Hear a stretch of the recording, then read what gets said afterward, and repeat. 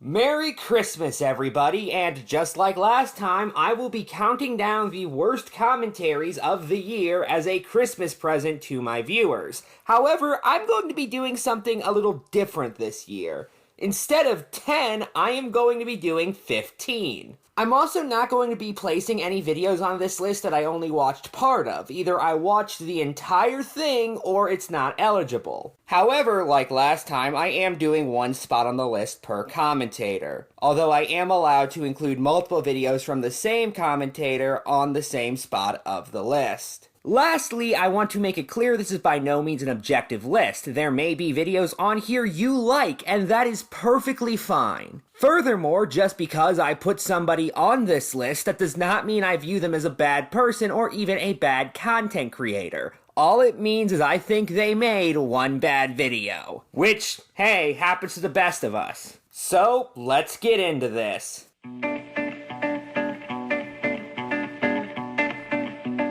H-Bomber-Guy's video on plagiarism currently sits at almost 10 million views despite not even being out for 2 weeks at time of recording. Coming from somebody who has been a fan of H-Bomber-Guy for several years, it has been incredibly enjoyable to watch him gain this massive amount of fame over the course of his time on YouTube. However, this entry is not about H-Bomber-Guy, it's about one of his critics. Plagiarism is not the plot of Highlander, okay?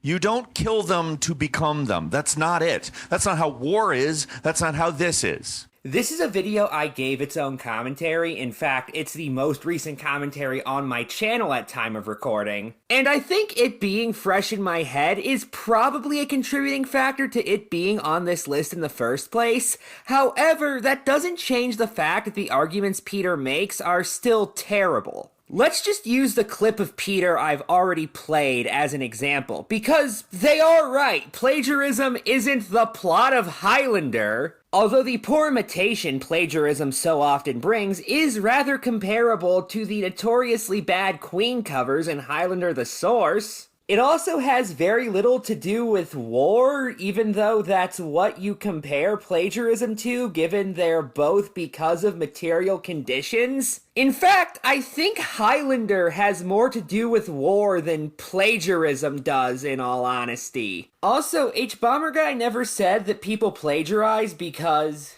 there can be only one. He was making a point about people doing it primarily because of a lack of purpose in their lives. And no, Peter, that's not the same thing as claiming plagiarists have a hole in their soul, like you strawman H-Bomber-Guy's claim to be in both your follow-up blog post and in another video you made later on the same topic. And the root, by the way, is not "you've heard of the elf on the shelf."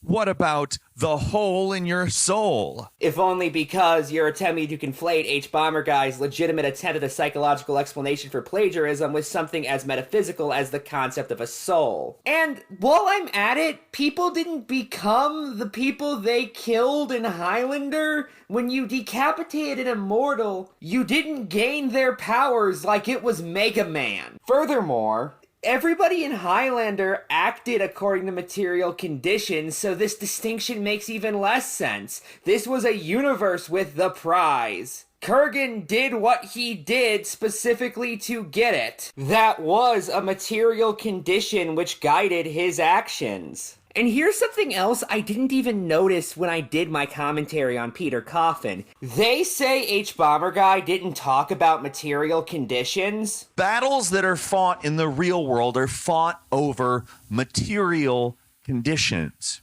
right?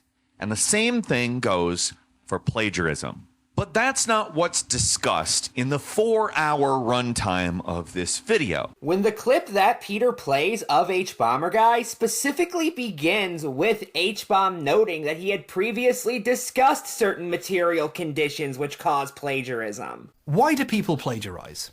We've talked a lot of superficials in this video, wanting money or prestige or clout or to get one over on your enemies by jacking their stuff. Now, H-Bomber Guy does go on to speculate about the psychological reasons somebody might be tempted to plagiarize. However, Peter frames it as if H-Bomber Guy had never mentioned the reason people plagiarized before this point. On YouTube, if you have an original idea, if it's good, it won't be yours for long. Why? Why does that happen?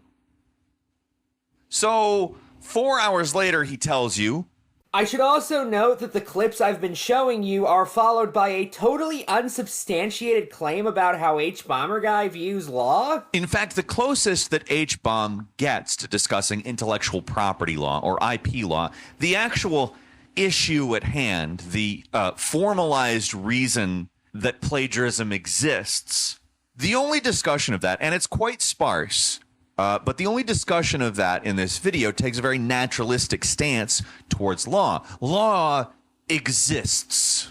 Peter offers no evidence to back this up, they just kind of assert it. And none of this is even getting into the more condescending aspects of their video. From beginning by doing this satirical bit, basically implying that the reason why so many people liked H-Bomber Guy's video is because they wanted an easy target to dislike. Hey, my name's Peter Coffin, and I was just thinking to myself, you know, I don't really know who the baddies are right now. I keep seeing all this war crap on the news, and I don't have a lot of input in terms of war. So whether it's Islamophobia versus anti-Semitism, Republican versus Democrat, I can't decide who's the baddie. You know, I think what I need is some YouTubers to hate. Are there any YouTubers who've done like something justifiably hateable, something really easy to get people to hate?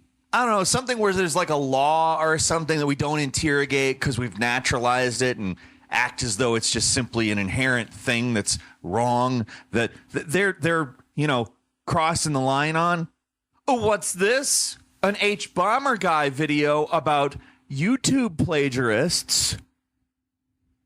All right. To a bit later where he scrolls through a Reddit thread on plagiarism and mocks everyone who called anybody out in it as simply wanting more baddies. You see, what this is a Reddit post that makes sure you know it's positive by recommending some good queer YouTubers first, and then make space for the juice. What's the juice, you might ask? Well, it's a list of people to cancel. It's Internet Historian, who's a big baddie. Summerton is a baddie. We a Boss is a baddie. Johnny Harris is a baddie. Internet Historian is still a baddie. I guess James Stephanie Sterling is both a baddie and a queer creator worth recommending. Oh, and an Internet Historian, also a baddie. Never mind how Peter even calls plagiarism something that is justifiably hated, meaning it is okay in their view to dislike people who engage in it. So why wouldn't it be okay to express your dislike of those who plagiarize in a Reddit thread specifically about the topic? And really, when you take that into account, this entire video just becomes how dare H-Bomber Guy express his dislike for people who do something that I agree is worth disliking a person over, while not giving systemic critiques, even though my own clips prove that he did. It's just an all-around mess. And none of this is even getting into things Peter said in their follow-up video, which make me rather skeptical of the idea they even watched H-Bomber Guy's video in full.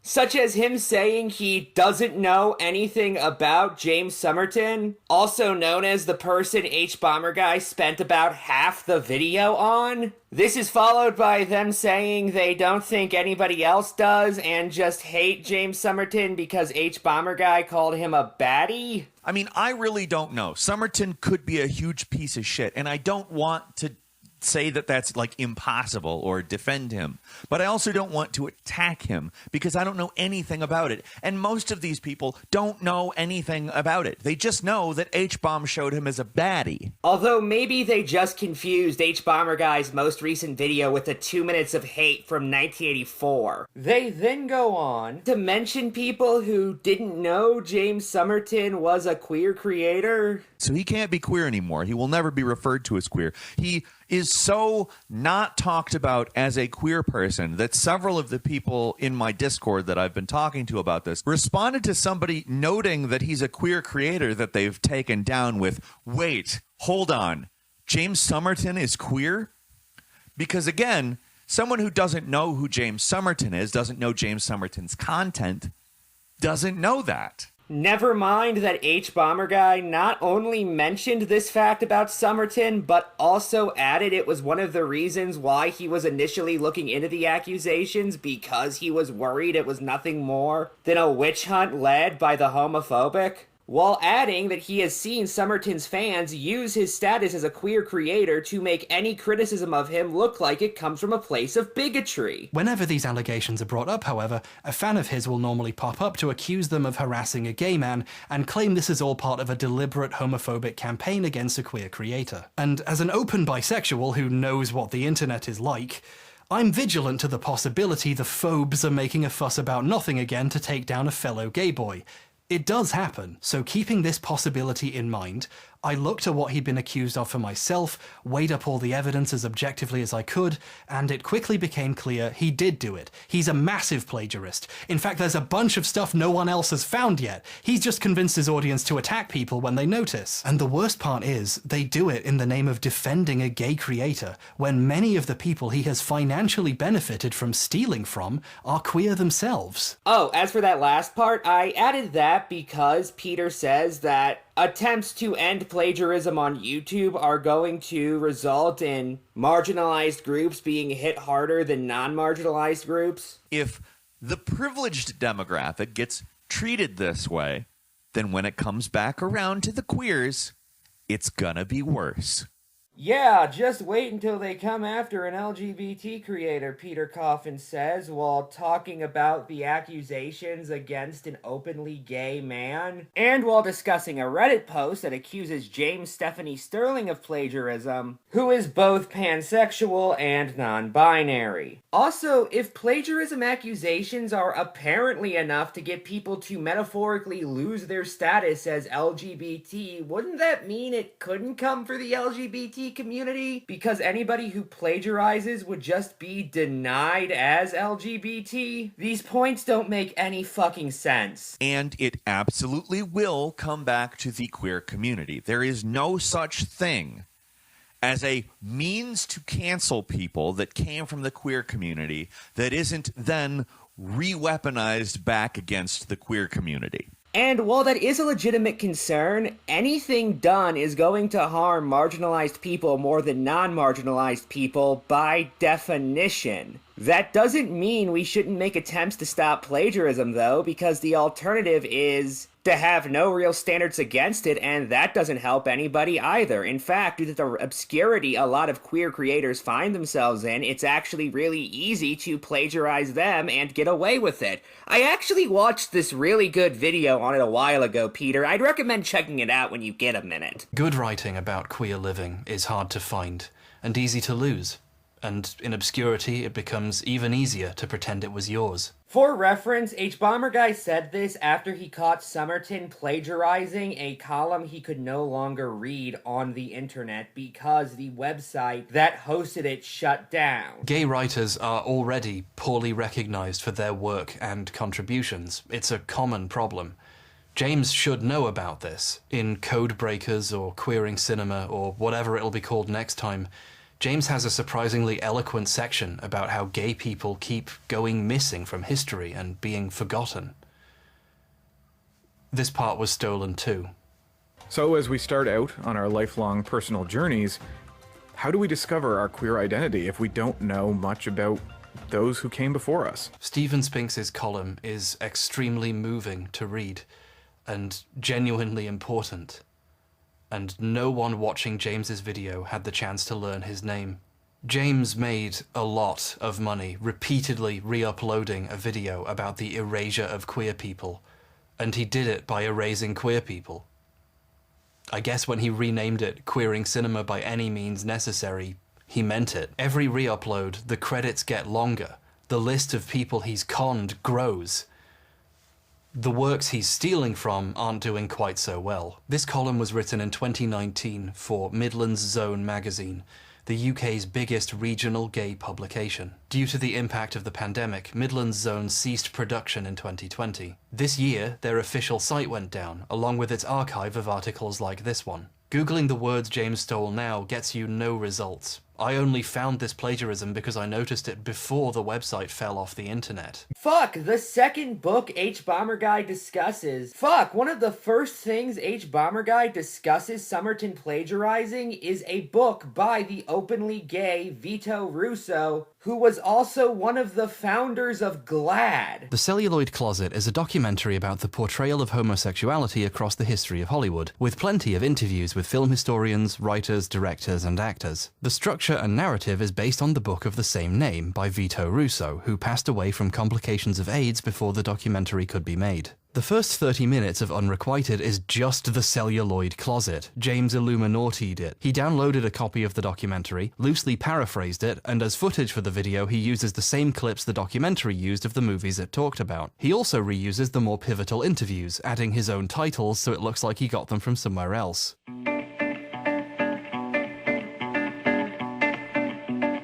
Before I begin this entry, I just want to say that I am not a Five Nights at Freddy's fan. However, I do know a thing or two about faulty argumentation, and boy does Taiga, formerly known as Limbo Faz Frames, video on Strictly have that in spades. For context, back in 2021, Steel released the game Five Nights at Freddy's Security Breach, which I and a lot of other people consider to be one of the worst games of the decade so far.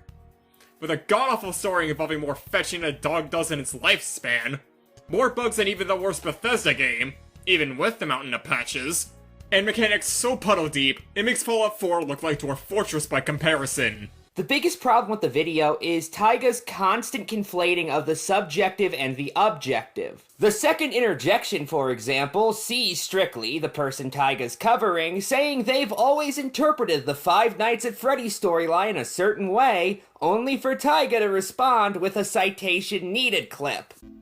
Now, personally, I have always interpreted the theme of FNAF as revenge never pays.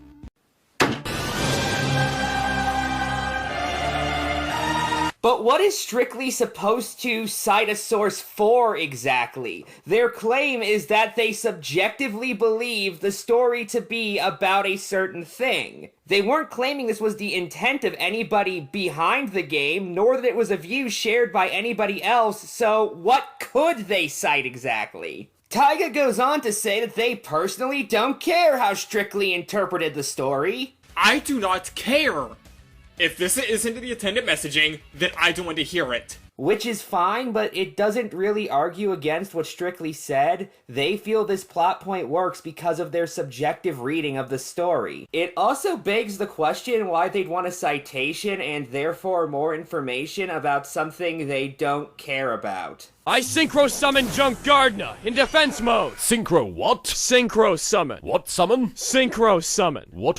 Synchro summon. Oh, what's that? It's where you play a monster. Wait, I seem to have stopped caring. That was a nice synchro summon, you say? Synchro what? In general, it just comes off like this person was irritated that somebody defends Security Breach. From the clip I played to introduce the video of him going over why exactly so many people disliked the game so much, to this part at the end where he calls it objectively bad.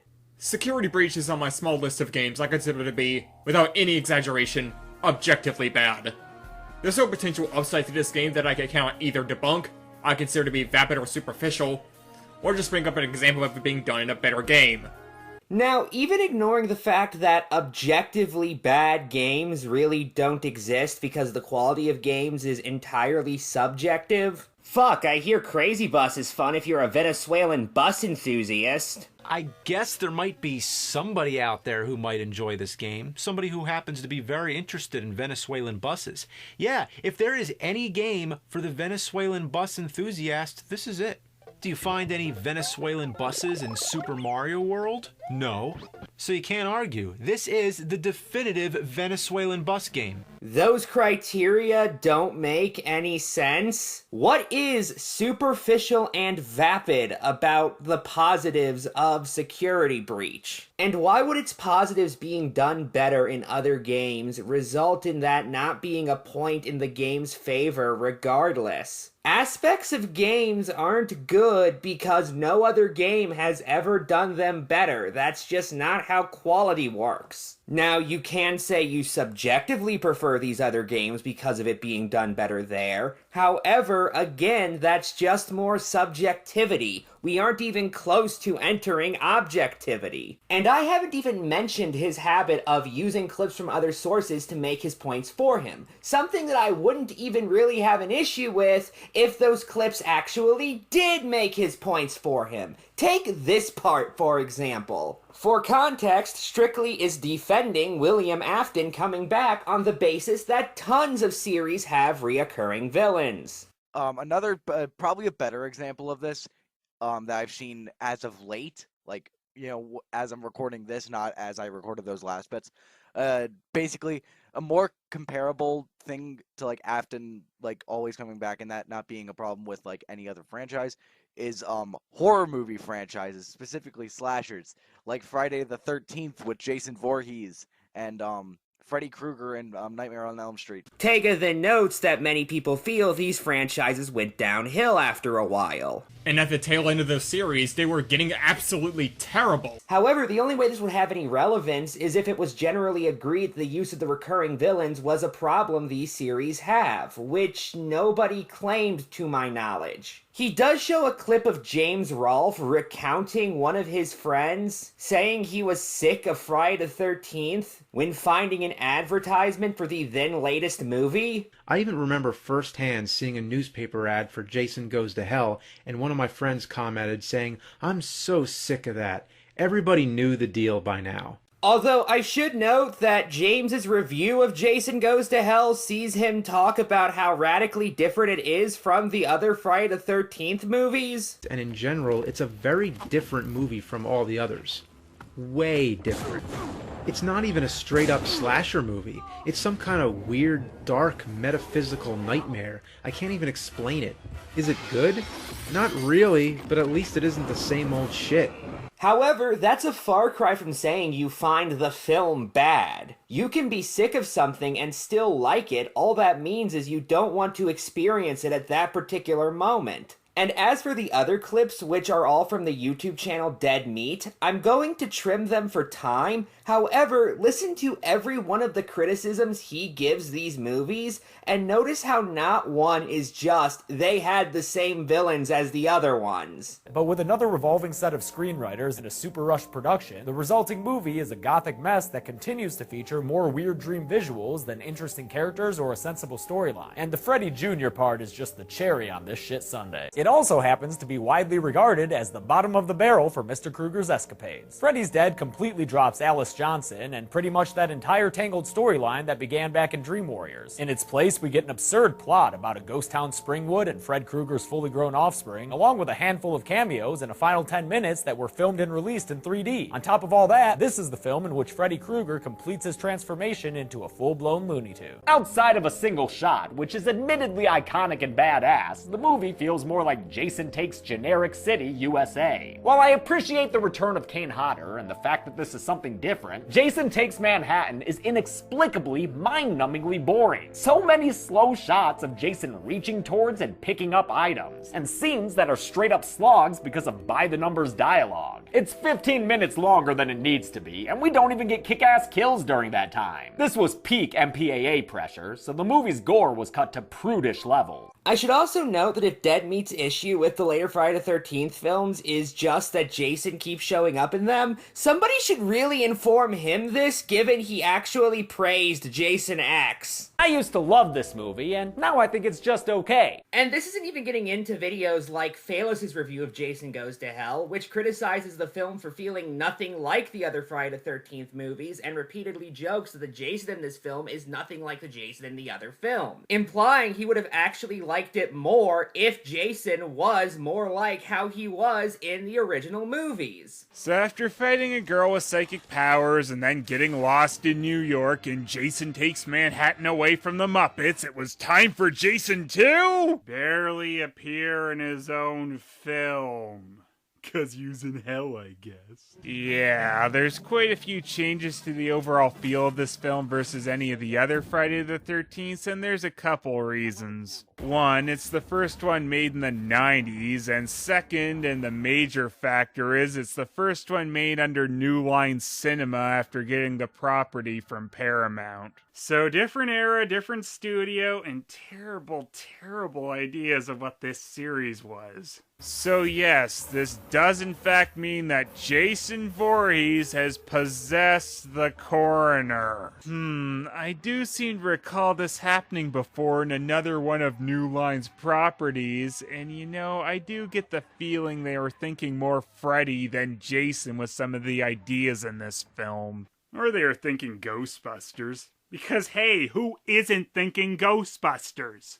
Craigton Duke here will serve as our all-knowing guide to what Jason is. The supernatural alien thing he is as of this film, that is, of course. What you think of as Jason is not Jason. That body he's wearing, that's just meat. He wears other people's bodies like folks wear a suit. Oh yeah, I forgot that Jason was Leatherface. So when has Jason ever done this? He's changed his mask over the films. I don't know if that's quite like wearing people's bodies. Jason Voorhees is dead. You know he's not. I know he's not. And he's coming for you. Hey, you got your Michael in my Jason, and you got your Jason in my Michael. And you know what happens when two great slashers come together? A really dumbass movie.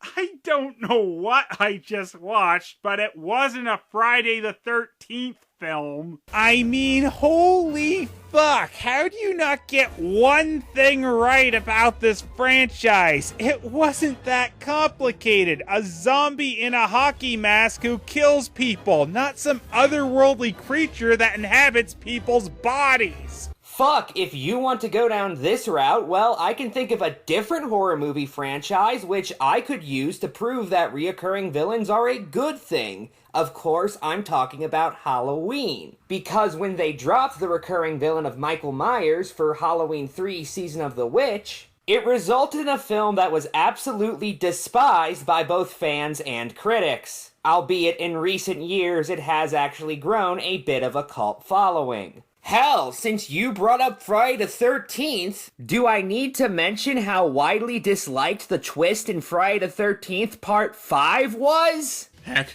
there was even this quote from James Rolfe. I'd rather press my face against the hippopotamus's butt while it muck spreads. That's when a hippo takes a shit, rather than allowing the shit to drop from its anus. It presses its tail against its ass crack, waving it back and forth, shredding the shit all over the place.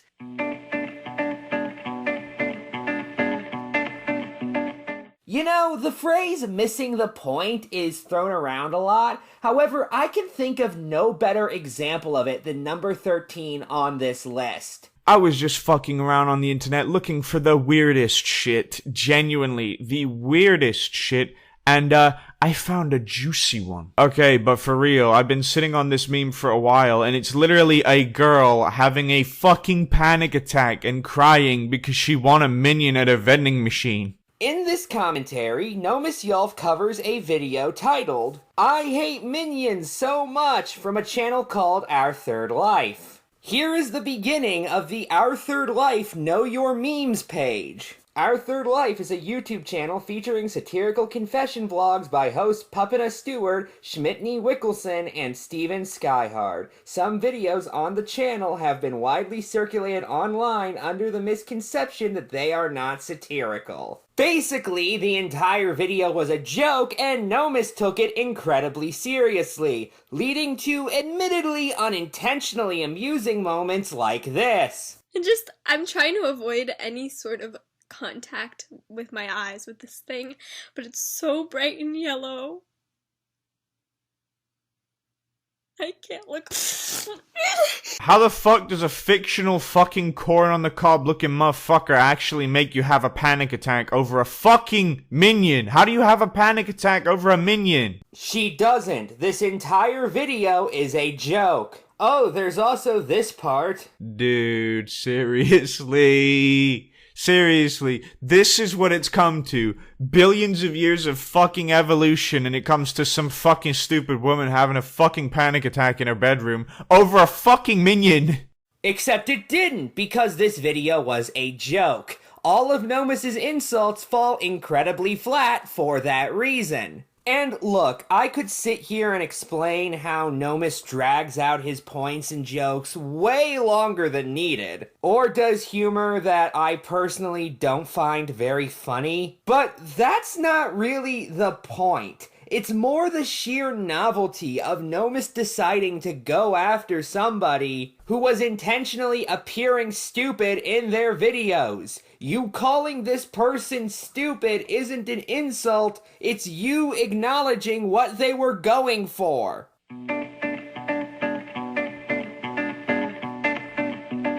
I'm just going to begin this segment by pointing out the video I chose for this spot on the list starts with a motion sickness warning, one which I very much endorse. Viewer discretion is advised. Hi, so this is the Affirmator. He's a commentator who made his top 10 worst commentaries of 2022 list. I'm not going to talk about the entire video, but I'm going to talk about one specific entry that caught my interest, which was his entry on Boonslayer, which is the number 4 entry, and his entry on Sonic Shadow, or Slatester, who made a rant on Among Us, the Sideshow commentary community, and his video addressing his comment section and the Among Us memes on them, which is like really not good. So let's begin. I am going to be blunt. If this video weren't edited the way it was, it would very likely not be on the list. My major issue with this commentary is how it's presented. I will give Pepper credit for attempting to do something different, but it did not work in this case. And the combination of Pepper's vibrating avatar put together with the psychedelic background and the echo effect Pepper gives their audio,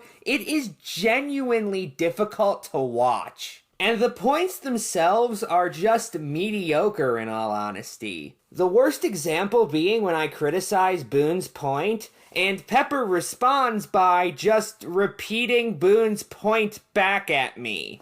Again, I think it's the fact that these final thoughts were so harsh, put together with all of the mistakes Boone made up until this point. One of which, as I pointed out, was confusing opinions with facts and assuming that opinions could be proven in some way. And as if it's engaging, that's subjective and something the analytics could show you to be true or false. Pepper accuses me of taking Boone out of context and then plays the entirety of the interjection I got that clip from. That doesn't add anything though, so I'm skipping it. He's not confusing opinions as fact, Efron. He's saying how whether Slatester's Long's videos are engaging or not is subjective, and is something the analytics could show if it is or not. And how is that Boone not confusing opinions with facts? I'm not asking that rhetorically, I'm genuinely not getting where in Pepper's point they explain this. On another occasion, Pepper ends up giving a more detailed version of my point and treating it as a rebuttal. With that said, I do find it amusing he says this,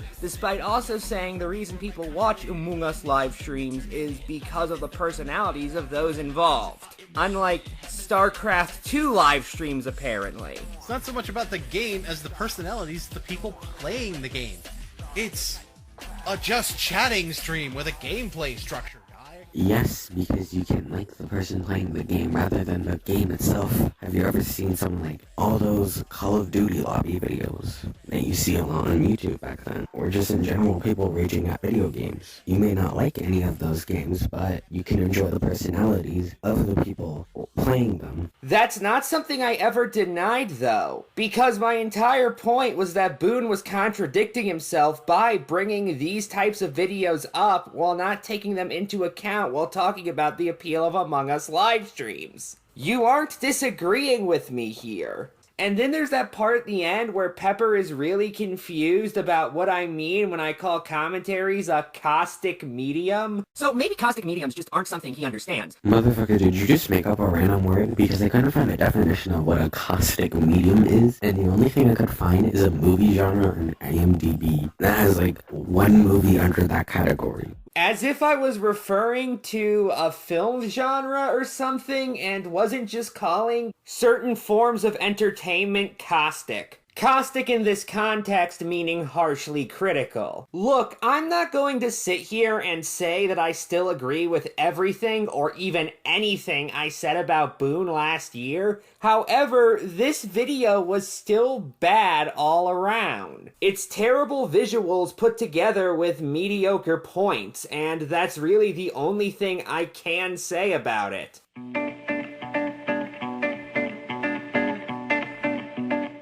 The whole situation regarding myself, Destroyer Shy, and several other commentators from the very beginning of the year is a rather long and complicated one that I am not going to go into right now. However, I would like it to be known that basically all of the major players in the drama have settled their differences, and that many people in the SEC said things they no longer stand by during it. Occasionally those things they don't stand by, though, were commentaries, and they are eligible for this list. Enter Raven Pines. Something something content, something something channel dormant, something something the first video of 2023 for you. I'm near certain it was this video which started the whole Ephraim nerd emoji meme. You can correct someone on what they're wrong about without being a condescending prick about it.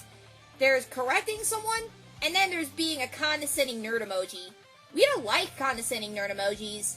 Ever. One which I've seen used against me several times since this video, and you know what? I don't care. Hell, sometimes it's even been used in ways I genuinely found funny. I more bring it up here because of why Raven mentioned it. You see, it all began with a point in TTC2 I made where I said the person we were covering should have used the word retrospectively as opposed to retroactively. I think you mean retrospectively? Retroactively means taking effect from a date in the past, and I have no idea how you would apply that to commentary. Raven spends the next minute trying to argue against me, and there's nothing unusual there until she does a post point where she basically says I'm right. Well, yes, Saffron is correct in saying that retrospectively is the better word choice than retroactively in terms of doing commentaries on old videos. I mean, in a way, Ephraim is right. Only to declare that I'm still wrong because I breathe pedantically or something. And most of the points in this video are about that quality. There's a reason why it took me 36 minutes to go through every point I had issues with in this commentary when I did my own commentary on it. Many of the points, especially earlier on, aren't just bad, but are incredibly confusing. It honestly feels like Raven forgot a few lines in her script when she was reading out these points, with special mention going to her calling my use of media clips a double-edged sword without any explanation. I get that media clips were often frowned upon back in the early days of the sideshow commentary community, but as we've established before, it's about the execution and not the concept. In this case, using media clips, especially for jokes, can really feel like a double-edged sword as shown here. And her criticism of my use of the phrase out of pocket without any explanation as to how I used it wrong. Ephraim, you're not using the phrase out of pocket correctly. What does out of pocket mean? It means you said or did something that can be seen as ridiculous or unacceptable. Oh, so when you make inappropriate comments about anything at the wrong time, or say some really bad stuff, like call someone a slur. Exactly. Anyways, we're gonna end the video here. Speaking of explanations, it seems like Raven ignored mine at a few points. For example, she says I shoehorned in references to two people who had harassed doodle tones while talking about harassment. And it's also happened later on in the video where he just shoehorns in Sylveon and Sherman as examples with little to no explanation when talking about harassment. And by the way, this is from the same interjection where after I expressed a genuine distaste for the person we were covering in that TTC, jokingly blaming me for the bad video he was covering because I had just gone through a situation where people really did blame me for a bad video, which Raven begins by asking me if I thought everybody watching the video would be aware of the situation, and then wondering why I'd bring it up if that wouldn't be the case. Let me ask you this, Ephraim. Would anyone watching this video know about the situation with people assuming you were responsible for Jeff's response to Boonslayer? If not, then why are you bringing this up?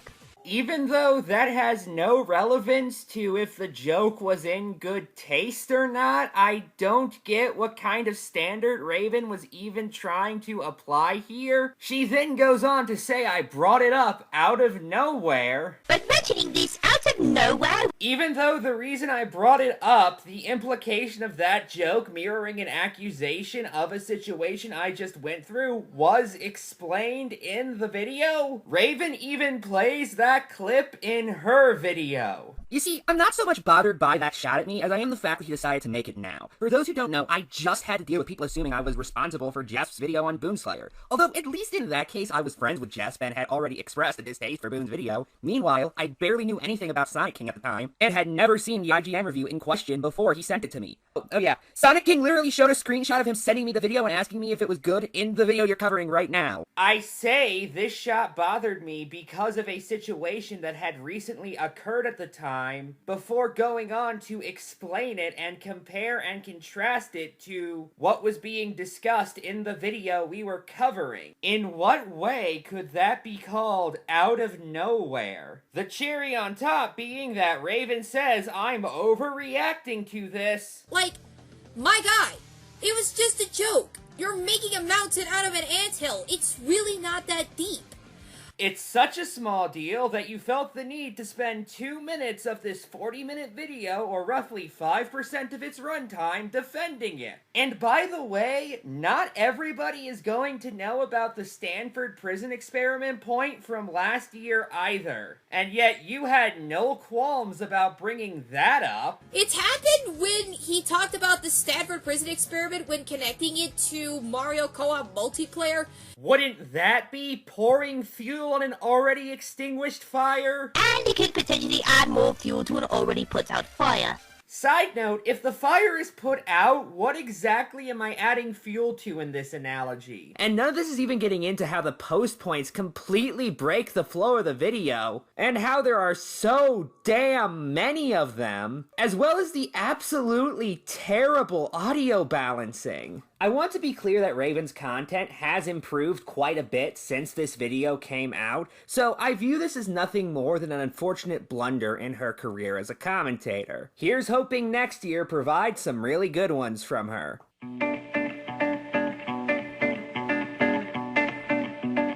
Believe it or not, I actually don't like putting videos on lists like these if I think the person making them is at the very least on the right track to understanding serious subjects. However, my line is when the video is filled with various errors and doesn't actually even attempt to argue what the person they're covering is saying.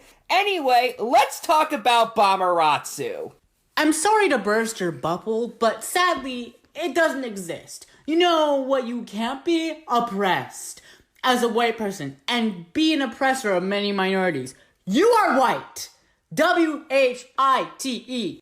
I'm willing to overlook things like claiming you can't be racist against white people because I assume that's in reference to systemic racism, which is true, albeit you can't really be systemically racist against anybody because it's not about the actions of an individual. But what I can't ignore is the large amount of unfounded assumptions and incorrect claims made in this commentary. For example, you just heard Ratsu say that color gray is white. We don't actually know this based off of what has been shown in the video so far, and Ratsu provides no evidence of it. As for factual errors, well, how about this one while discussing George Floyd? The thing about George Floyd was he didn't do crime. He was an innocent citizen who was stepped on by a policeman because he was a black. In reality, Floyd was arrested after being accused of counterfeiting a $20 bill. Also, Chauvin kneeled on Floyd, he didn't step on Floyd.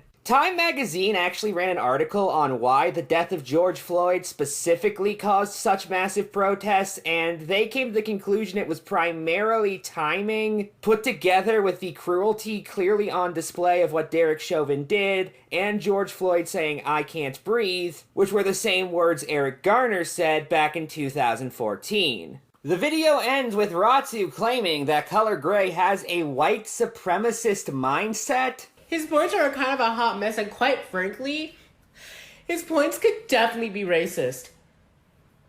Because these points are what is upholding white supremacy. Those things that you are saying are a white supremacist mindset. The shit out of your mouth that is coming from your mouth, as opposed to the shit out of his mouth that's bursting out of his chest like an alien, are the things that are the reason why white supremacy is staying alive.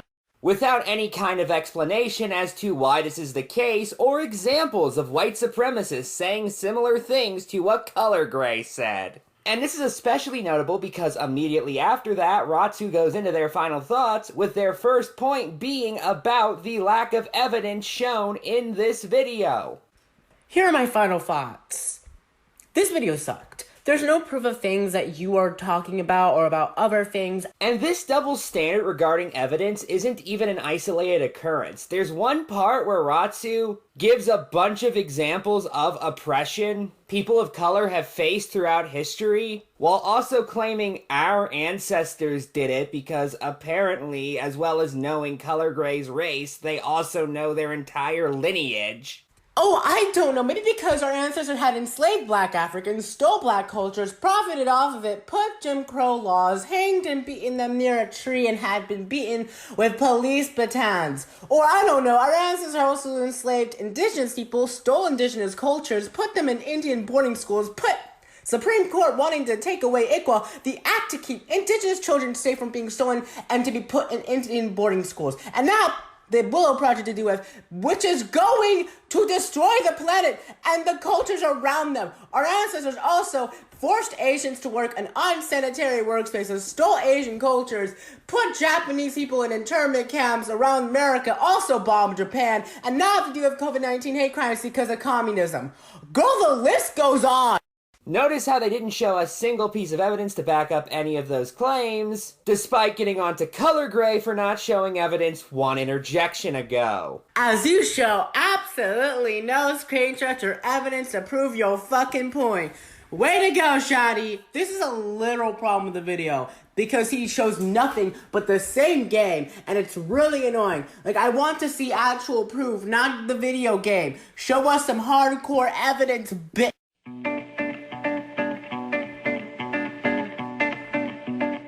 Alex the Critic has been a rather controversial figure over the past year, primarily because of his videos on Yours Truly, of which he has done 3. Although I did not like the first 2, I did not consider them horrible by any means, just mediocre and on the bad side of meh, in all honesty. However, his 3rd video on me is just plain terrible. The subject of today's commentary is a slideshow commentator by the name of the Affromentator, who recently uploaded a video responding to a rant that a political commentator named Razorfist uploaded a month prior. Razorfist's rant was a defense of a pop culture commentator named Heel vs. Babyface, or Az for short, who had gotten into controversy regarding an impassioned rant he went on about the addition of a preferred pronouns option to the character creator of a role-playing game named Starfield. Yeah, this is another one that is really nothing more than a series of incredibly bad points. Highlights include Alex thinking that it's authoritarianism for transgender women to be in women's sports,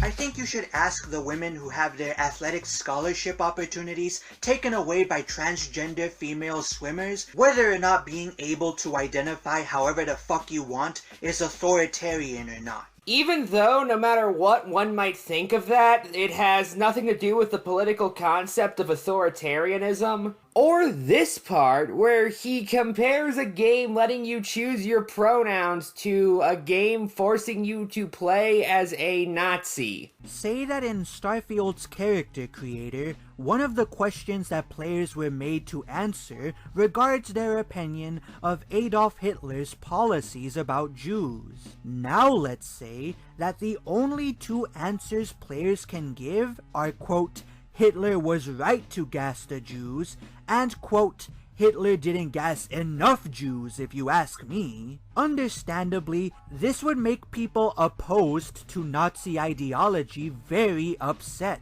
With that in mind, imagine the reaction I would get if I defended this option by saying, quote, political ideologies have existed for centuries. Even if you don't like it, you can just ignore it, because it doesn't come up anywhere else in the game, nor does it change how the game's characters treat you. Why is it so wrong for Bethesda to wanna be inclusive of the Nazis who play their video games? Video games aren't just a form of escapism for people who think like you. I think you can start to see the issue with your reasoning here. There you are, playing the PvP in your World War II shooter, and all of a sudden, you're a Nazi. You didn't ask for this. You didn't choose this. Yet there it is. And I cannot believe I have to say this, having the option to choose non-binary pronouns in a video game is not the same thing as being forced to agree with Adolf Hitler. It's also very different from a game forcing you to play as a racist sex offender, which was another one of Alex's comparisons. No, this is more like if Sonic the Hedgehog 2 made Sonic a racist sex offender, portrayed him as a good person, and then forced you to agree that he's a good person in the main menu before letting you play the game as him. Honestly, I'm not even fully sure how to respond to comparisons like this. If I can borrow a line from JXE... If someone genuinely can't tell what the difference is here, I struggle to understand how I could even begin to explain it to them. It's like if an adult came up to me and asked, hey, what's the difference between, like, a seagull and jealousy? I would not know what part of that they were struggling with. This is another one I already covered in full, so I'd recommend just watching that for more information. However, I'm not really going into much detail here because once you remove the incredibly bizarre analogies, this video has essentially nothing that advances the discussion about Starfield. Fuck, at a few points, Alex seems to be actively trying to regress the discussion. He gets onto me constantly for not explaining my issue with Az's rant, even calling it the biggest problem with the video. That being said, many of the things that are wrong with this commentary are the result of one egregious mistake. Ephraim's inability to articulate why Az was wrong to rant about the preferred pronouns option in Starfield until the very end of his video. However, not only did I feel like my stance on the Starfield controversy was rather well implied with how I was talking in that commentary, but also Alex consistently fails to explain why I need to. Especially given most of my issues with Razorfist's video were because of him misunderstanding one side of the argument. However, that would be true whether or not I agreed with that side. Again, this video is an utter mess.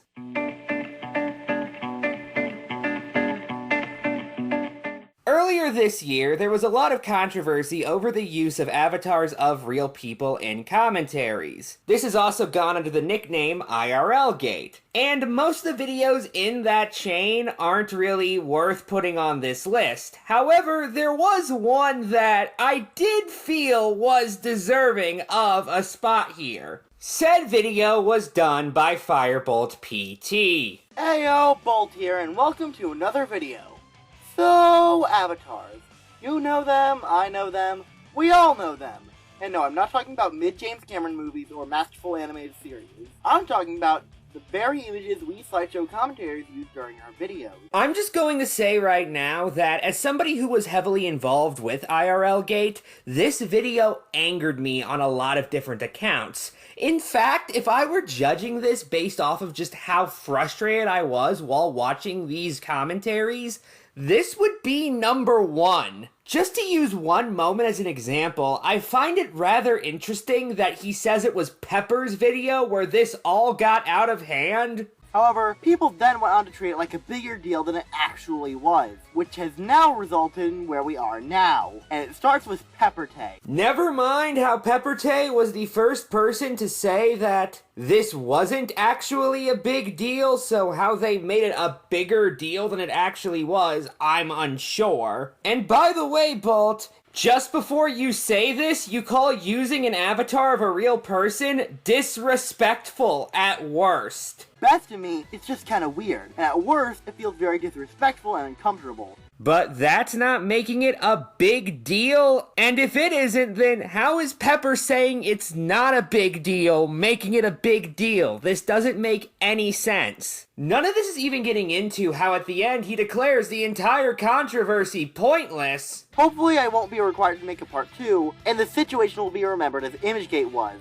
Pointless. Never mind that what is and isn't pointless is entirely subjective. Although, Bolt, if I did believe this was pointless, I would also be forced to not like the fact that you spent over 20 minutes talking about this situation. Furthermore, I would probably wonder why you spent so much time criticizing the people saying this whole thing was pointless from the start, in this case Pepper-Tei, as opposed to the people who were actually making it a problem in the first place. I'm going to be blunt and say my dislike for this video is incredibly esoteric, more so than any other entry on this list. I did actually try and commentate on it when it first came out, however, I couldn't really create a commentary I was satisfied with because none of the individual points are really the issue. It's the big picture that bothers me. I already find declaring any subject pointless to be kind of silly. I mean, speaking as somebody who was involved with IRL Gate, I knew it really wasn't all that serious at the end of the day. I didn't take part in it for importance, I took part in it because I thought there were interesting points to make and because I thought it was fun. Oh, one more note, Bolt. If you thought my points against Umbris were so pedantic, and Ephraim, who is the latest part of this chain but forgot to mention given how I don't really have much to say about that video, mainly just covers Umbris' video fairly pedantically. Do you mind explaining what it says about your video when you and I ended up using a lot of very similar arguments against Umbris? How does this come across as preachy? Pepper delivers these criticisms in a similar way they usually do, and you don't really give much of a reason as to how they sound preachy. You just go to your next point about the general consensus. What about Pepper's point came across as preachy to you exactly? It sounded to me like they were just calmly explaining their thoughts on a subject. You don't go into any detail about this, instead you immediately jump to another point so your audience is just left confused right off the bat. Yes, the general consensus that we aren't gonna show exists, apparently. Not going to ask some random people in a Discord server? Not gonna show potential YouTube comments? Nothing? Great. I mean, if we're talking about, like, a much bigger community, I get why it'd be harder to get evidence, but given how niche the SCC really is, it would have been hard to at least set up something where you can get the general consensus. What makes it worse is the fact that, as you yourself point out later, of the 4 people you point out, only you and Daisy complain about the avatar choices, which makes it clear that the general stance on it isn't as cut and dry as you initially say in your video. But I thought you said the general consensus was against it, therefore implying that the majority of the community had this opinion. Now you're claiming that only 2 of the 4 commentaries you mentioned even made it a point in the first place? Fuck, if we include Pepper's video on Veritas, you know, the video you're currently covering, where they specifically say they don't like people making points about it, that would mean that 40% of the videos in question criticized it. A minority. Or that the general consensus is actually against those complaining about it. Mind you, when you made your point about general consensus, you also added that there were people you talked to, but Who were these people? For that matter, how do you know they were representative of the entire community? Did you run a survey? What was the sample size exactly? Except that weirdness can have multiple different levels of severity. For example, I can say, oh, an IRL avatar? That's kinda weird, but whatever. And it's clear that I think it's strange, but not necessarily a problem. Meanwhile, I can also say, using an IRL avatar is inherently weird, and make it more clear that it's much more of a problem. To Pepper, it seems like a strange side note, seeing that, while it's weird, it ultimately doesn't matter. Meanwhile, with Yor and Keyblade's points, they obviously take more issue with it, since while stating that it doesn't affect the points, it's clearly important enough to dedicate entire interjections towards them. You especially, as while Key's point was fairly short in the grand scheme of things, you, and to an extent Daisy, go into much more detail about why it's a problem. Pepper's point is that people take it too seriously, and even if I disagree with them about it not being an issue, I kind of agree with the whole taking too seriously thing for different reasons, but I'll get to that later. Okay, when Pepper called Veritas' avatar use weird, they meant overall, not just this specific use of Katy Perry. This can be seen by the fact that they immediately go on to discuss how people reacted similarly when Veritas used Henry Kissinger as an avatar in his Raven Pines commentary. To put it another way, Pepper meant that, as a whole, Veritas' use of real people stands out because he does it more than anybody else in the community. However, that does not mean that each individual use of a real person inherently changes the quality of the video. It would just be a fun fact, essentially. I also find you jumping on this as rather, well, weird, given the word weird is incredibly flexible and includes a variety of qualities, positive and negative and neutral, major and minor. You yourself acknowledge this to some extent when you say one synonym for the word weird out of a potential 39 according to thesaurus.com best fits your opinion on this topic.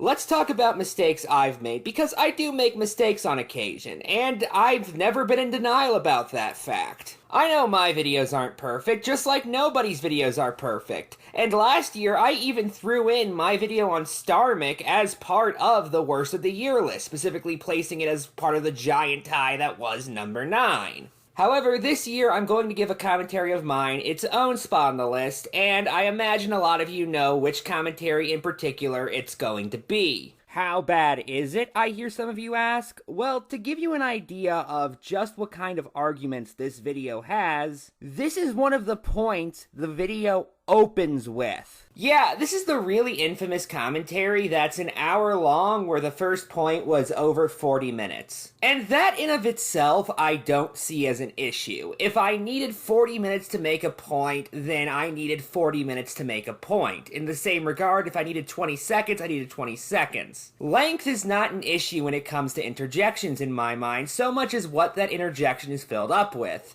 And this interjection wasn't really the best thought out. I still find Goat Kato basically saying that MG should change her mind on sensitive topics, not on the basis of new information being presented, but on the basis that people of a certain group disagreed with her in large enough numbers to not really make all that much sense. However, I just responded by showing black people I disagree with and asking Goat Kato, do you think we should agree with them on everything? As opposed to actually deconstructing the argument being made in any notable way. And honestly, it's especially jarring because I have deconstructed similar arguments in the past. An invalid commentary being a good example of this. Even if you disagree with what I said in that video, at the very least I'm presenting actual arguments. I'm not just playing clips of people I don't like and going, are you saying I have to agree with them? It's also just such a fundamentally lazy way of arguing. And more than a little gish-gallopy if I'm being honest. And again, having one point that's particularly bad isn't even necessarily a death sentence for said video, unless it's also roughly 2/3 of said video. In which case, yeah, you're pretty much fucked. This was not a good commentary, I apologize.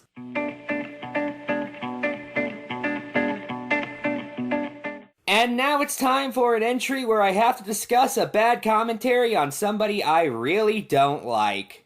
This lolicon YouTuber has, as of this video, 620,000 subscribers on YouTube. Their username is RevSaysDesu. And they're a big anime channel who basically just has a massive audience of lolicon people and is a lolicon. In fact, their VTube avatar is a little 8-year-old girl-looking vampire lolly. It takes Xander Hall over 10 minutes to actually start commentating on Rev Says Desu. You know, the person he's supposed to be covering in this video. This commentary is also 30 minutes long, meaning a third of it is all essentially build-up. And it's especially notable because said build-up did not need to be 10 minutes. You see, Xander Hall is criticizing Rev's take on Into the Spider-Verse, specifically the headcanon of one of the characters being transgender. Notice how I said that in about 10 seconds and didn't need 10 fucking minutes. And once we actually get into the video, most of the interjections are either calling Rev transphobic or calling Rev a pedophile. Xander Hall even at one point spends about 2 minutes just talking about how pedophilic he finds Rev's avatar or something, before saying that a lot of VTubers are Nazis and pedophiles, and mentioning somebody Rev previously defended, I think. I don't fucking know. It doesn't make any more sense in context. Yeah, if you haven't noticed, one of my biggest issues with a lot of videos on this list is they commonly end up not really giving you any information. All I got from this video was Xander Hall really thinks Rev Says Desu is a pedophile. Xander Hall's evidence of this is the fact that Rev's avatar is a little girl, I guess? Which is kind of weird, sure, but that's not evidence of something as serious as pedophilia. And there's also shit like, and I'm not playing this because of how fucking long it is,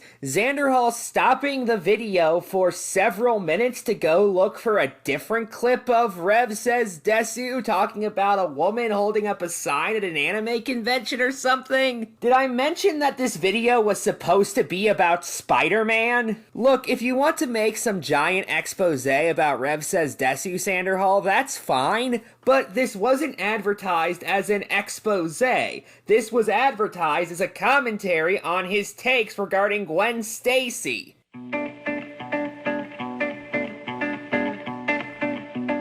Honestly, I'm a tad surprised that I am only now putting a transphobic commentary on the list. Admittedly, I haven't watched as many this year as I did last year, and even then, there really weren't all that many of note last year, but still, I thought I'd have at least some by now. I guess transphobes just don't like a medium where they're expected to make arguments that actually back up what they say. Who would have thought? But that doesn't mean no transphobe has tried. Ladies and gentlemen, Latina Parfait. I know I already put a disclaimer, but I might need to put up a second one. Don't go out hating on Melanie Miku, and remember, the LGBT are people just like us, you and me. Or I mean, something like that, I don't fucking know. Yeah, this is another one where my major criticism is that the person doing the commentary didn't say anything of note. Honestly, I'd be hard-pressed to remember a single thing said by Latina Parfait in this video outside of the incredibly specific example they gave in order to make fun of Melanie for being easily offended, I guess. But seriously, this is 100% the type of person who would have a mental breakdown, freak out in a Walmart when she is in the checkout line and the cashier is like, well, will this be everything for you, sir? And she is like, it's ma'am. Excuse me, it's ma'am. The cashier is like, oh, sorry, sir. Can you calm down a little bit? Like, you're causing a scene right now. And then Melanie is like, God damn it, call me sir one more time and I'll show you a fucking sir. Then assaults the poor innocent Walmart worker trying to just do her job for a minimum wage, putting up with retard customers all day, and is just trying to feed her children. And the part where Latina Parfait endorses trans medicalism while talking about a cartoon bird from a video game. But yeah, that doesn't mean Birdo is trans, like, at all. At this point, anybody can think they are the other sex and what? now they are trans. That's not how it fucking works. You actually need to get the surgery and all that other shit before you become transgender. Look, I know I'm rather light on substance regarding this entry, however, it's impossible to adequately express just how nothing this video is. The most I remember, outside of some riffing I didn't find all that funny, was Latina Parfait criticizing Melanie Miku for finding Nintendo previously transphobic. Even if you think Melanie Miku was wrong, and I personally am not convinced of that, the video as a whole is just nothing. There's no point to its existence, and honestly, that's just the worst thing I can say about a commentary. One more thing I want to note real quick. This video was covered by myself, Toganium, and Communist Creeper at around the same time. Shortly after that, Latina Parfait uploaded a video talking about how they got a community guideline strike on a video that wasn't the one we all covered, and mentioned it happened shortly after a certain community took notice of them. But what's funny and really convenient though is how I get a strike on my channel at about the same time certain individuals from a degenerate community make videos on me, of which I'm not going to name because they don't need any more attention, okay? Of course, Latina Parfait offers no evidence that any of us had anything to do with the flagging of this video, or that any of us have a history of flagging videos we disagree with, making this a possible occurrence. But why do that when you can just make vague claims without any evidence?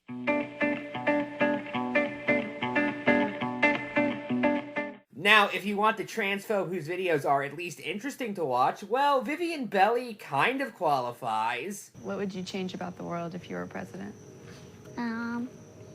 Let trans people be free and go to the bathroom they want to go to. Well, what about letting people be free and go to the candy shop and take all the candy they want without paying? That's a type of freedom too, right? Just spitballing here.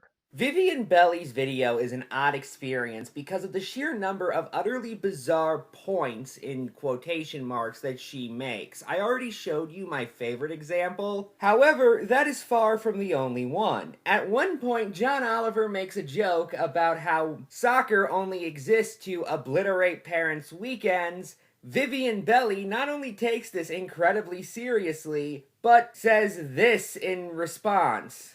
A sport that genuinely only exists to obliterate parents' weekends. Oh yeah, sure, again, why bother about the children? The children. It's boring for the parents, so anything goes. Why not allow hammers to be brought to the field? It's more entertaining for the parents this way at least, if that's the level of maturity of the point you're trying to make. Of course, John wasn't actually making a point there, he was making a joke, something I assume Vivian Belly would understand given she made several jokes at the expense of a bunch of young people John showed who disagreed with the transphobic policies people in their local area were trying to enact. I will not let a board full of people who barely represent me tell me who I am and what I can do. Grow up and fix your behavior. Said every obnoxious teenager ever. I have used these bathrooms repeatedly alongside trans people and have never once felt threatened. Oh, Becky here has never felt threatened. This just proves that this never happens to anyone, ever. Using Becky's rhetoric here, that John Oliver carefully selected to make his point, I've just had a sandwich 15 minutes ago. This proves that world hunger is a hoax. You've embarrassed yourselves, Gardner, and the state of Kansas for your lack of knowledge in sex and gender studies. Yeah, and you also think that adults embarrass themselves for not being able to use Snapchat or TikTok. Not a good argument.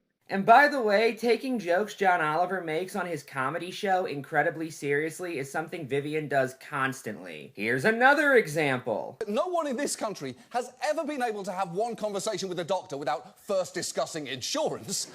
To the notion of a young child using the term doc. Is this what you have to say? So the example can only be valid if it portrays the exact dialogue that happens in the doctor's practice. Did the doctor mention insurance? Was it before or after the patient explained the reason for the appointment? Did the receptionist make the patient fill out any sort of form before the patient got in? Did they greet the patient upon arrival? Was the slang used in the conversation current? We need to get at the bottom of this, or we'll be unable to understand the situation. This is the best counter-argument you can come up with, seriously. The most I can give this video is it's not boring. At an hour long, it is certainly filled with points that are dragged out. However, credit to Vivian Belly, she does at least keep the video interesting. The problem is, the interesting things she fills it with are really stupid. Take this part where John Oliver mentions gender variance, and Vivian has a guess as to what that might mean. And to be very clear, there is ample evidence of gender variance throughout human history. What are gender variants? If you cannot define gender, you cannot define sex, you cannot define woman or man, then what are we talking about here?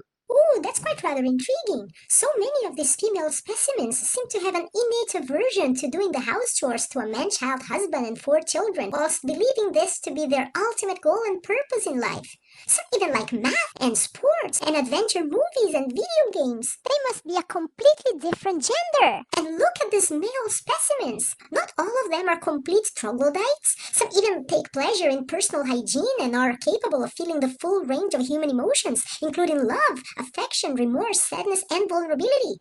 Quite a few of them enjoy musical theater and the color pink. This has got to be another gender variation too, right?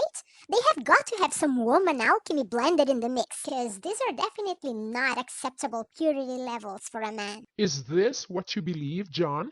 That anyone who deviates from the feminine stereotype or the masculine stereotypes are variants from woman and man, not fully woman or man, or less of a woman and less of a man? Probably not, given that was a series of assumptions you made with no actual evidence. And I actually do understand that was a joke, for the record, but the joke didn't make any sense. And the entire video is just full of arguments, giant quotes, like this. It's genuinely a very confusing watch, and most of the time Vivian is just asserting things without any evidence, or engaging in mockery as if that doubles as an actual point. But you can mock anything. It doesn't mean it's wrong inherently, again, especially if the jokes are utterly nonsensical. It's just a mess of a commentary.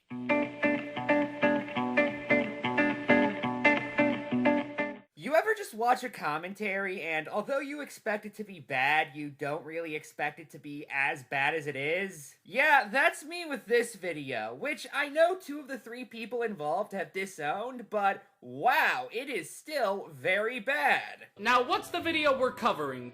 X-Fred's video on you.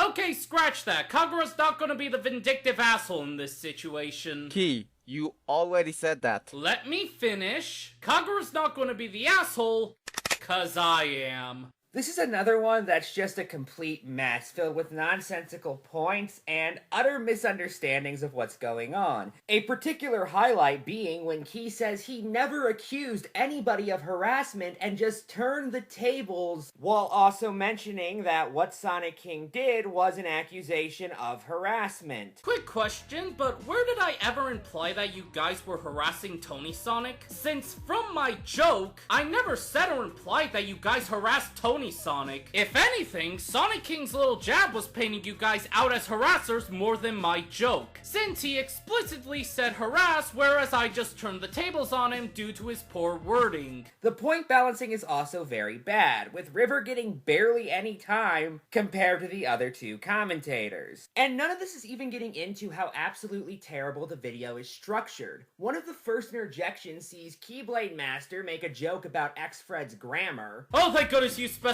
you're the one crossing the line. You had me worried that I was gonna cross the line, since there's no way I'm declaring war on Five Nights at Freddy's. Only for Kagura to go, by the way, and then make the exact same point. Oh, and by the way, your grammar in this is a shit show. I was sponsored by the name of Keyblade Master. Like, I get this hard to think straight when you're not scripting. However, reading in grammar like this really shows unprofessionalism on your end, especially when they can be fixed by retakes. Or how about this back and forth, where River makes a point, Kagura offers a potential counter-argument, and River replies by essentially just repeating the same point. Where is your evidence for that? I am aware this video is unscripted, but you still did edit it, so you could have just easily provided the viewer more context as to what you claim. But TV, what if the video itself is in the commentary and thus meaning that giving citations isn't required? Even if that is the case, it still wouldn't negate the fact that without any verifiable source to go off of, the audience viewing this will not take the claims stated at face value. When you're going to claim Tony Sonic's fanbase were harassing Roll, then there better be more to it than just the words said. And who can forget this part where Key says that the group is not going over what X-Freds just said, only for both his try-up partners to immediately go over what X-Freds just said. No, no, no, no! We're not doing this shit again after all the time you spent coping at my joke! Like, X-Freds, do you not understand how a podshot works? Especially since it's not like Key brought up Ephraim out of nowhere, considering SK mentioned him in both the screenshot and in his own words. Like, if Key's potshot involved painting a target on someone's back, or using a subtweet that adds nothing other than injury, then I can see where you're coming from. But he's not even doing that. This is made even more notable, by the way, because Kagura quite literally gave those same examples earlier in the video. On that note, make it worse how exactly? You don't really elaborate on how a single potshot can make a situation worse. I can understand if it was like a subtweet or blatantly painted a target behind the back, but here, it's just a potshot that didn't even last long.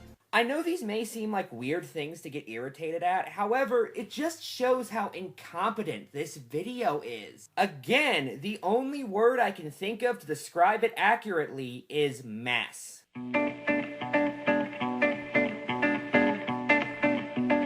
Veritas is somebody I have kept a rather close eye on. The fact I've done 3 commentaries on him should be a pretty good sign of that. However, I haven't even discussed what I view as his 2 worst commentaries, because yes, this entry is a tie. Hello everyone, it is I, Veritas, and oh boy, the summer is here, and I graduated high school. Let's take a small break from everything before I go to college. Surely, nothing will get in the way of some much-deserved me time. You guys ever see the Kentucky Fried Movie? Because there's a segment in it called Count Pointer Count, which is literally the only thing I can think of when watching this video. Well, Sheila, I guess even you and your liberal cronies have found the light at the end of the tunnel of love with our beloved president. The intellectuals have been much agitated, and now, having gotten the presidency by exploiting the problems they themselves had manufactured, he has done his best to fuel their anxieties about him. Sheila, will you and your pack of bleeding heart liberals never learn that expanding welfare rolls only accelerate inflation and inevitably hurt most those they purport to help? Why, John, you old stick in the mud. I've been listening to that horse shit of yours for months. And you can take that crap and blow it out your ass. And for good measure, sit on this, John. In this video, Veritas covers a classmate of his who he gives the real name of uncensored in the original upload. For the record, the version I'm using for the sake of this footage is a censored re-upload done by Fractured Light. Among his points are that she needs to fix her fucking window blind. Fix your fucking window blinds. How can you make a good review when you can't even clean your room? Later on, he throws this incredibly ableist insult her way. First, learn what a script is. It's a very important tool for video making as it prevents you from talking like an autistic chihuahua on 5 pounds of crack. Most of the video is just production critiques, and that's not even something I would inherently have an issue with. However, Veritas has this very disproportional amount of anger regarding these points. Take this part, for example, where he talks about a white line under one of Muchcry's clips. Voice her over your shoulder and go right off in the rain. You think I didn't notice the white line at the bottom of the segment? What the hell is your video editor? I, no joke, had to watch that clip about 3 times before I even knew what he was talking about. And again, the issue I have isn't even the production critique itself so much as it's his venom about it. He asks, do you really expect me not to notice it, as if it was this very obvious mistake when it's in actuality rather minor. And the entire video is filled with points like this. As for his critique of the review itself, the only real point of interest is that he gets onto Muchcry for being confused about the movie. Why is he being called a gentlewoman? Why is Catherine just going with it? Did Mercutio break Catherine? Gee, I don't know jack shit about this film. You're supposed to be the reviewer. You know, the person who tells your thoughts. At this point, why even make a review in the first place? When Muchcry is clearly making the point, the film is hard to understand, and that's why she's, well, having trouble understanding it. You do know reviewers are allowed to make that point, right? In fact, I've seen tons of reviewers do it. Linkara's review of Raver #1 comes to mind. No pestilence, no gargoyles. By Jove, Norman, I think you finally got it! Did we skip over a page or something? Raver is Norman? And what pestilence? The hell is going on? And now there's a giant monster outside of the ice cream truck. Give me the one who would destroy us. And then the people point to a girl in a pink dress claiming that she's the one who would destroy them, and the monster picks her up while a guy in a cardigan just walks away completely oblivious, and the people are cheering for her death? Don't ask me, people, I just work here. Raver runs over to the ice cream truck past the guy in the cardigan, who seems completely disinterested in his surroundings, and thinks to himself that he doesn't have super speed. Why would he assume that? Is this like in Marvel when Al thought time travel gives you superpowers? When he reaches the other side of the road, the monster is gone. That thing, that monster, it grabbed the woman and... There was no monster, mister. So all of a sudden it's monster friggin' a go-go? To defend the stylistic choice of a reviewer doing this more generally, in the case of the Linkara video I showed, it actually provides a greater impact when he stops the summary for a second and explains what he found through outside sources while researching this book, because it gives us, the audience, an idea of what he had to do in order to understand what he's reviewing. Okay, I have to stop for a second and try to explain this, because Lord knows the comic never does. The comic is very, very vague on the details of what the hell is actually happening. I had to do some Google searches to try to figure out the basic plot, and fortunately Comic Vine provided a summary based on a trade of the book, and even that was a bit ambiguous. Apparently, when Norman is yelled at, seriously, he suffers some kind of psychotic breakdown, and he twists reality into some kind of new bizarre shape each time. To that end, Norman then becomes Raver, whose powers are different in each one of these realities. If he fails to defeat the enemies he has in this world, he can never return back to normal. Linkara then hits us with the punch that even that summary didn't actually explain everything about the story, and he's still left in the dark about quite a few important aspects. And no, the summary did not explain why that happens, where these powers came from, why he has to become Raver for that, or even why the hell he's called Raver to begin with. It's very much like Southland tales in that regard. You might have a pretty good idea of what events are transpiring, but the why of any of those events is unclear, and if you do learn the answers, they just make you even more confused and irritated. That's not a sign of a good narrative if I have to look that up. However, this is only one of 2 videos I would consider Veritas' worst commentary, the other being a more recent outing of his. So, there's this chick named Pondersprocket. She's a commentary channel, specifically a slideshow commentary channel, who started making commentaries in 2013, and that's all you really need to know about her. Given I introduced the last video with a scene from a movie, I figured I should do the same here. In this case, Veritas' actions most remind me of the bar scene from the film Good Will Hunting. Specifically, I want you to watch this scene and imagine Veritas as the guy with the ponytail, Ben Affleck's character as Ponder Sprocket, and Matt Damon's character as anybody who actually understands these concepts. Also, replace history with sociology. I was just hoping you might give me some insight into the evolution of the market economy in the southern colonies.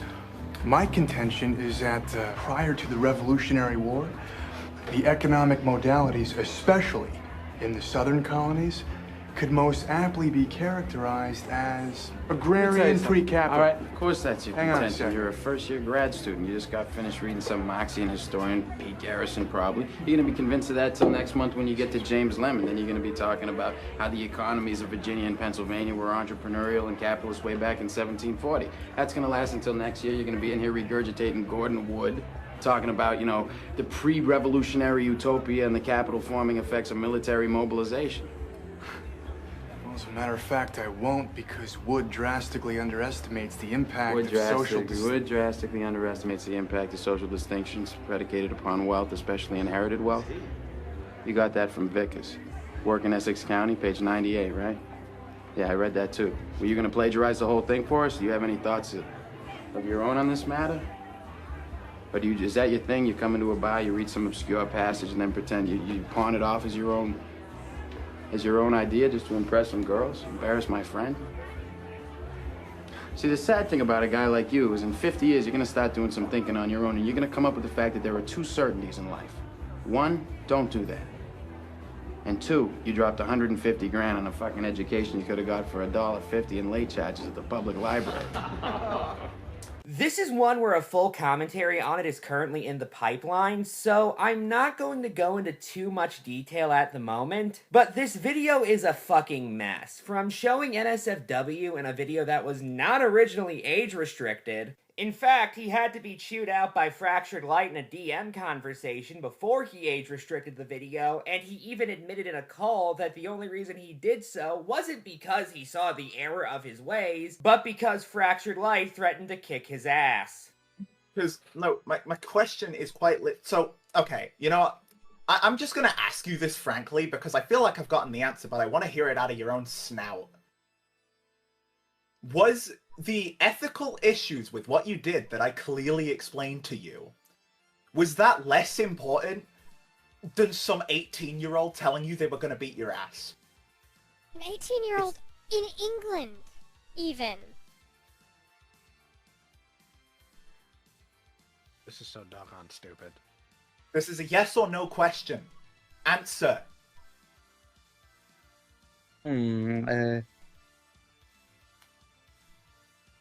Honestly, yeah, I would argue that you threatening to, beat me took more important precedent to me.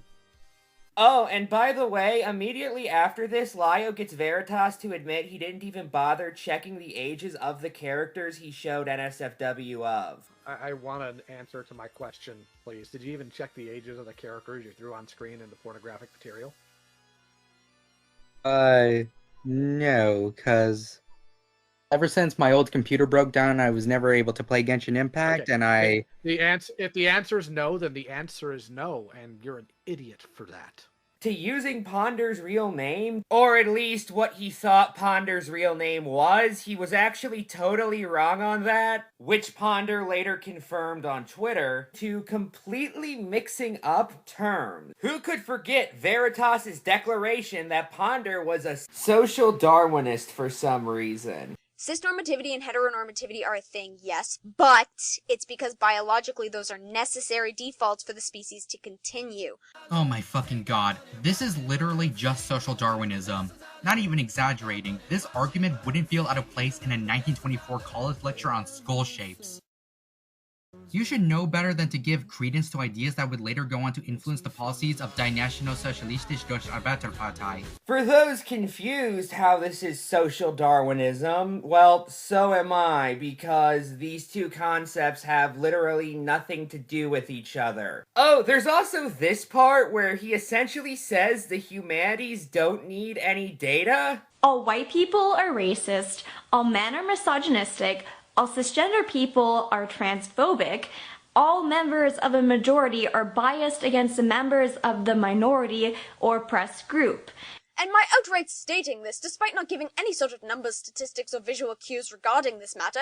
Numbers and statistics? You want numbers and stats to prove social biases? You can't prove everything with numbers and empirical evidence. At this point, you might as well just go full scientism and argue that the humanities are useless. As if the humanities are the flying island of Lupita from Gulliver's Travel. No, you do need data to back up your claims in the humanities, even if the conclusions you come to are by and large subjective. And especially if you're making accusatory statements about groups of people like Milo was. Or this part, where he randomly compares Ponder to Rick from Rick and Morty. Which, may I remind you, is a very Rick Sanchez way of thinking.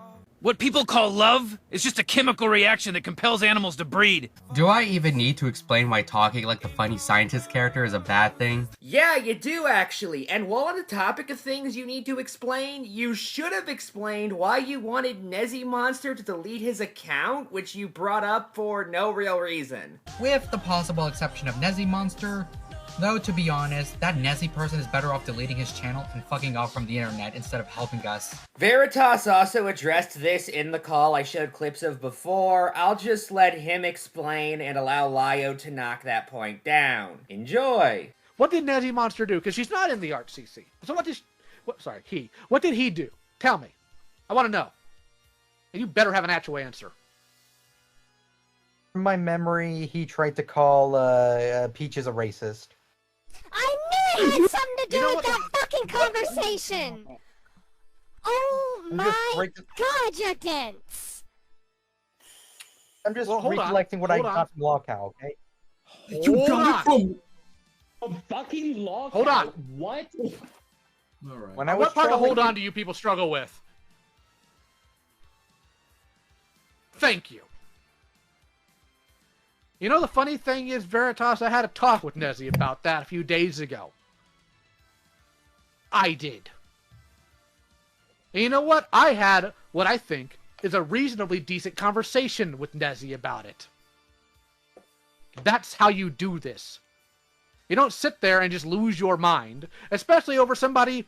You want to know one reason why it's very difficult to get people to sit down and actually talk openly, truthfully, about what happened to Peaches? Is because of morons like you.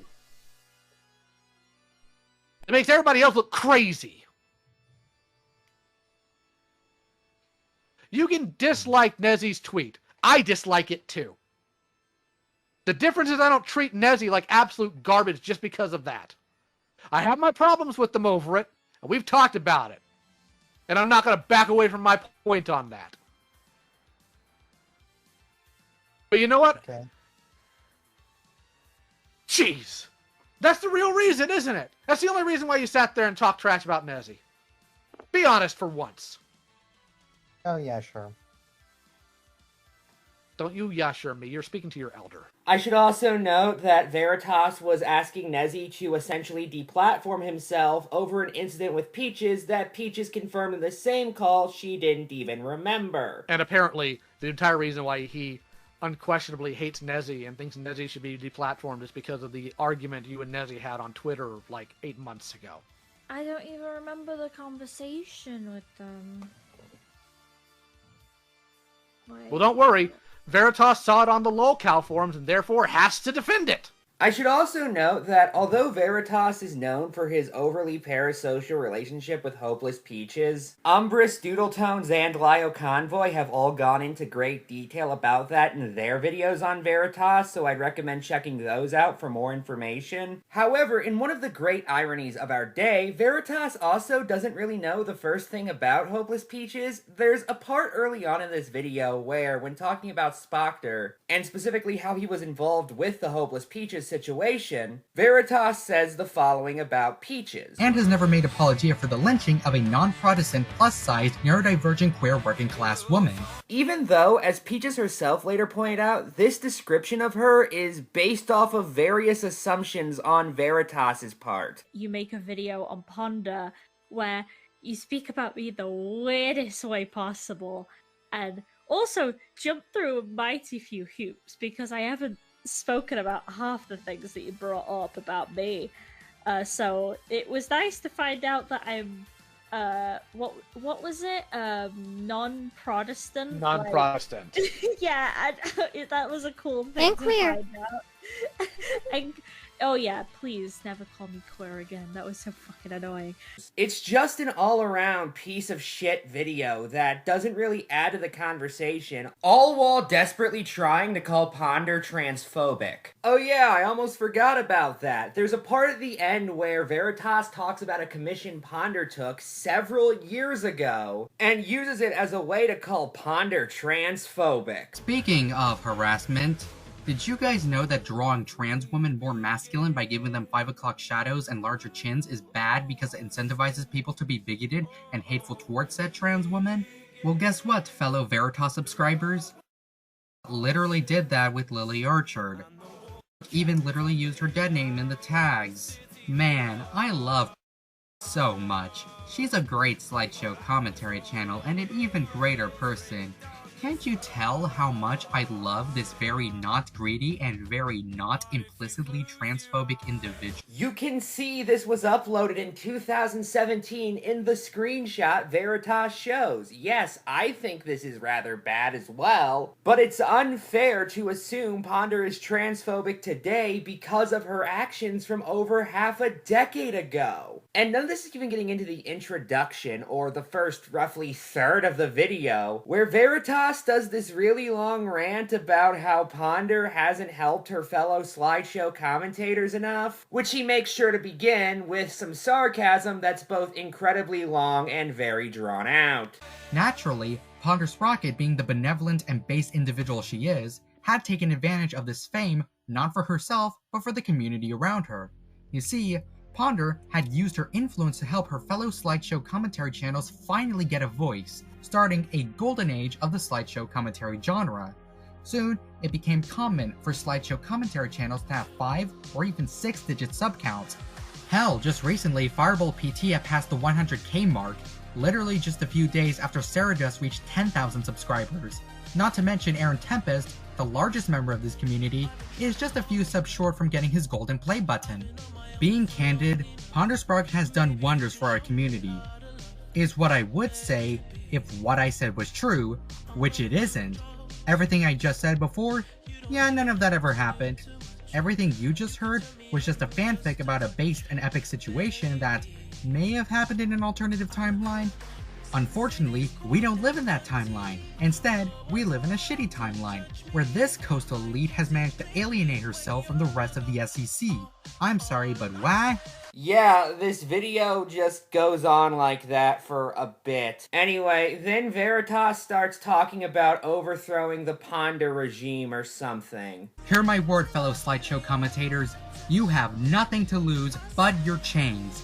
We must liberate ourselves. Yeah, given Veritas's like to dislike ratio, you can see just how well his attempt to speak for the SEC actually went.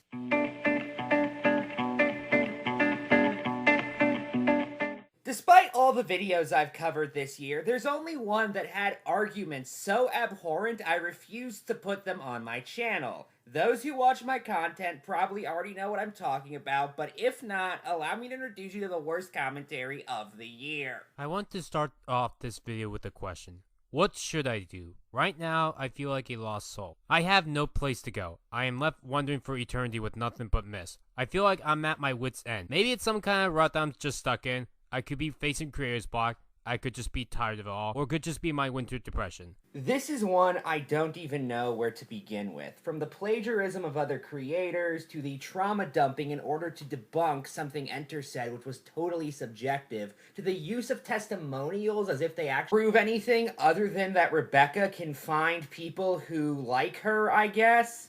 to the utterly nonsensical points, to the 3-hour runtime which you just feel every fucking second of, it is absolutely terrible. However, this is a case where I already said everything I needed to and more in my commentary on the video in question. Instead, I want to update the story slightly and point out what Rebecca has done since that video. Specifically, I want to discuss her follow-up, Be Better Today Than Yesterday. I will say this video is more apologetic than the first attempt at talking about these situations. However, it still repeats much of the egotistical bullshit, including the bit about how the world would be a so much better place if more people were like her. Because honestly, we'd be living in a far better world if more people were like me. Kind, generous, caring for others. Which is just so obviously egotistical, it's actually surprising to me she said it. Put together with her earlier made points about how she didn't underpay editors because they made an agreement with her or something. I only have one defense why I was bad with money. I gave them what we agreed upon, which was whatever they thought was good. I gave them a reached upon agreement. Every single person I've ever contacted with was like that. Honestly, it's the same video minus the testimonies and 1/6 of the length. I apologize if this seems anticlimactic, but honestly, there's nothing more to say about it. And I don't even know what else I could begin to add here. Last year, my final thoughts involved the intentional change of humans done internally. As such, this year I want to talk about the change done unintentionally externally, because the community this year looks very different than the community last year. I record this in a very different community than I did when I recorded these same final thoughts for last year's list. In which case, all I have to say is, don't be afraid of even the most drastic changes that come your way. Because, as I mentioned, this community is very different than it was Christmas last year, and honestly, it's a lot better for it. Good night, and good luck.